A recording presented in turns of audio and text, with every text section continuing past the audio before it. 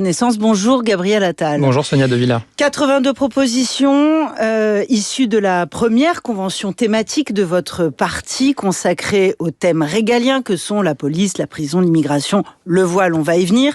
En les présentant, vous avez déclaré: il n'y aura pas de France apaisée sans une République ferme. Elle est molle, la République, et si oui, qui la ramollit ? Je pense que c'est un constat que font beaucoup de Français tous les jours. On a des règles communes qui malheureusement ne sont pas respectées. On a une délinquance qui continue à empoisonner la vie de beaucoup de Français. On a des frontières qui ne sont pas respectées, une immigration qui n'est pas suffisamment pilotée. Tout ça, ce sont nos règles républicaines et c'est une réalité aujourd'hui. Elles ne sont pas respectées. Moi, je pense qu'il n'y a pas de fatalité.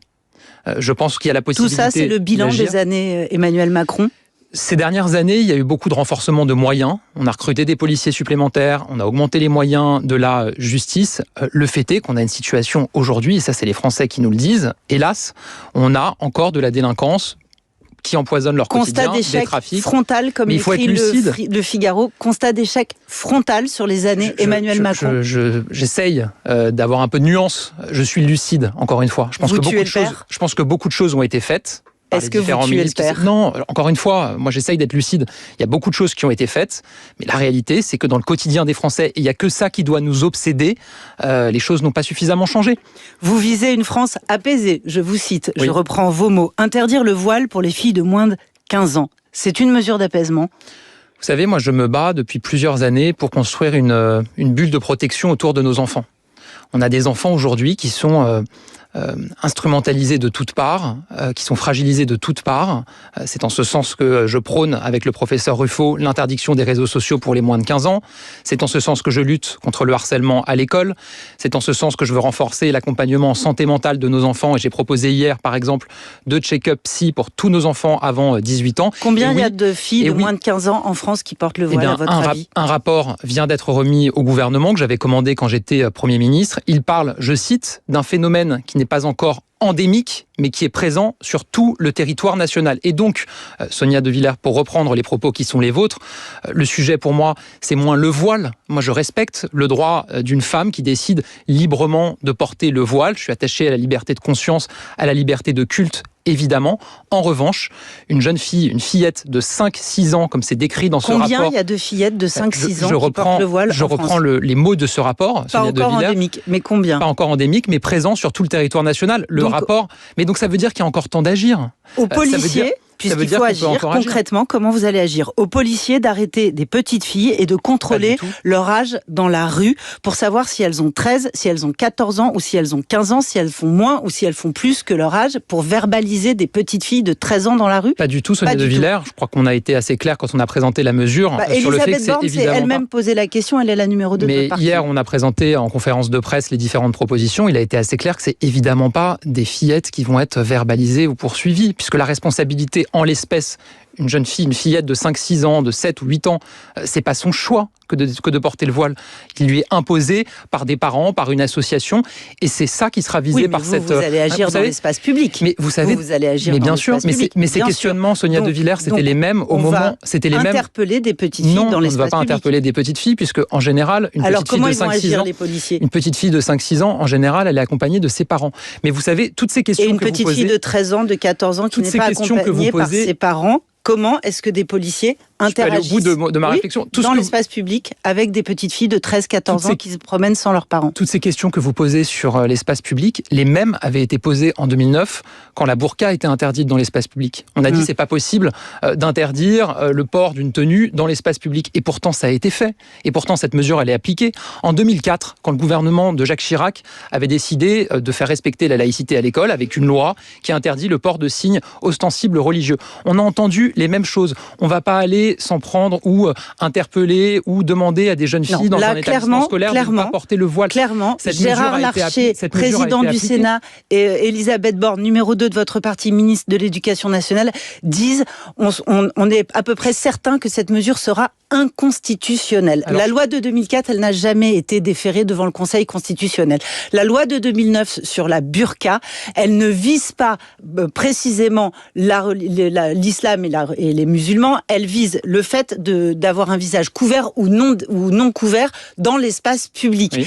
Quant à l'interdiction de la baya, c'est une circulaire du ministre de l'Éducation nationale que vous étiez à l'époque. Que j'ai prise. Voilà. Je peux vous répondre sur ces différents points. Sur le premier point, d'abord, il y a des personnalités qui s'opposent à cette mesure. Beaucoup de personnalités qui s'opposent, y compris dans votre propre parti. Mais ce que je constate, c'est qu'il y a aussi une forme de révélateur de posture politicienne. Il y a quelques années, vous parliez de Gérard Larcher. La majorité sénatoriale dont il fait partie a proposé cette mesure. Vous parliez de personnalités de gauche. Il y a quelques années, une ancienne ministre de Lionel Jospin, sénatrice communiste, a elle-même proposé cette mesure au titre de la protection de l'enfance. Et ensuite, pour ce qui est de la burqa, vous dites, c'était pas le voile qui était visé. Non. Effectivement, c'était une mesure d'ordre public. C'est ça le terme juridique qui a été employé. Précisément, la mesure sur laquelle on a travaillé depuis plusieurs mois avec des juristes, avec des constitutionnalistes, dont certains se sont d'ailleurs exprimés dans la presse, c'est la protection de l'enfance. C'est ça le terme juridique qui va être employé, parce que la réalité, c'est que quand vous imposez à une fillette de 5-6 ans, comme c'est décrit dans le rapport, de se voiler, et donc, quelque part, de dire qu'elle doit se couvrir pour être respectable, c'est une question de protection de l'enfance. Je vois que, par exemple, Jérôme Guedj, qui est député PS, très attaché aux questions de laïcité, dit que vous piétinez la lettre et l'esprit de la loi de 1905 et que, pendant ce temps-là, le Rassemblement national ricane. Ce qui m'intéresse, moi... Je vous ai cité des personnalités de gauche qui ont une vision différente. Gabriel Attal, Sonia De Villers, tout le monde c'est normal, il y a un débat juridique. La question, toute la presse se pose la question de savoir si vous êtes le symptôme ou l'artisan d'une dérive droitière du macronisme. Est-ce que c'est un virage ? Est-ce que ça marque, cette mesure parmi d'autres, un virage à droite, oui ou non ? Vous savez, pour moi, la question de l'autorité républicaine, c'est pas un slogan, c'est une colonne vertébrale. Je me suis engagé en politique, j'ai été secrétaire d'État à la jeunesse, j'ai porté le service national universel avec des modules dédiés aux valeurs de la République. J'ai été ensuite à Bercy en charge des douanes, où j'ai renforcé les pouvoirs de nos douanes pour mieux respecter nos frontières. J'ai été ministre de l'Éducation nationale, où vous l'avez rappelé, j'ai fait appliquer la laïcité dans nos établissements scolaires en interdisant le port de la baya et du camis. Mais quand Marc Fesneau dit... J'ai poursuivi un certain nombre de mesures. Et pour vous répondre sur le côté droite ou gauche. Aujourd'hui, vous avez une gauche qui refuse de regarder ces sujets par posture morale. Et vous avez une droite, des LR et une extrême droite, qui ne regardent que ces sujets par posture idéologique. Et moi, je vous le dis, entre le déni et l'obsession, il y a les Français. Et moi, c'est ça qui m'intéresse. Marc Fesneau, qui dirige le MoDem, les centristes à l'Assemblée, ce sont vos alliés. Il est furieux. Il dit dans le bloc central, on en vient à porter les discours, les thèses, les propositions de la droite, voire de l'extrême droite. Il dit c'est une trahison de la promesse initiale. Vous dites non ? Mais encore une fois, qu'il y ait du débat et des positions différentes. Vous savez, en 2004, quand il y a eu la loi de Jacques Chirac à l'époque sur la laïcité à l'école, vous aviez des responsables politiques, dont François Bayrou, je crois, qui ne l'avaient pas voté. On parle pas il y avait que de déjà la laïcité, des débats sur ces sujets. On ne parle pas que du voile. Sur la justice des mineurs, vous venez de faire voter une loi. Cette loi, qui a eu un parcours législatif tumultueux, très tumultueux. Si, avec très nombreuses levées de boucliers des professionnels du secteur. Elle a été votée. Elle a été votée par qui ? Toute la gauche a voté contre. La droite a voté pour, l'extrême droite a voté pour. Donc forcément, on vous catalogue à droite. Cette loi, elle a été portée par nous, par mon groupe, Ensemble pour la République, et j'en suis fier. C'est un texte que j'avais travaillé quand j'étais Premier ministre avec mon gouvernement, que je devais présenter avant que la dissolution n'intervienne. Et oui, c'est une réforme qui permet de créer une comparution immédiate pour les mineurs qui n'existe pas aujourd'hui et d'atténuer l'excuse de minorité. Alors, aidez des éditorialistes comme Patrick Cohen, qui est là juste à votre droite, aidez-le et aidez-les à vous différencier de Bruno Retailleau, de Gérald Darmanin. Sur ce sujet-là, hier, on a présenté nos 82 propositions. Précisément, ce que j'ai dit hier, c'est qu'on avait adopté cette réforme qui permet effectivement d'avoir une politique pénale plus ferme face à une violence de plus en plus débridée chez des jeunes. Mais qu'il y a l'autre bout de la chaîne. Et hier, on a présenté des mesures sur la question de la prévention, pour la santé mentale de nos jeunes, pour une réforme de l'aide sociale à l'enfance, parce que c'est un véritable scandale aujourd'hui d'avoir des gamins confiés à la protection de l'enfance qui malheureusement partent à la dérive faute d'accompagnement. On a annoncé des mesures pour la prévention et y compris sur la justice, on a annoncé aussi une vraie politique de lutte contre la récidive via la réinsertion par le travail. C'est ça qui vous distingue de Gérard Darmanin, c'est ça qui vous distingue d'Édouard Philippe. Mais j'entends pas, d'abord j'entends assez peu de partis politiques faire des propositions aujourd'hui. Et ensuite quand vous me parlez de Bruno Retailleau, DLR, etc. Je les entends pas parler de réinsertion par le travail. Je les entends pas parler d'accueil de l'immigration par le travail aussi. C'est ça notre cohérence. Et ensuite, on a beaucoup d'autres différences avec les LR, puisque vous les citez, sur l'Europe, sur l'écologie, sur les droits des personnes LGBT, sur l'égalité entre les femmes et les hommes. Je peux vous citer énormément de différences. C'est la fin de cette émission. C'est la fin de cette interview. Pardon.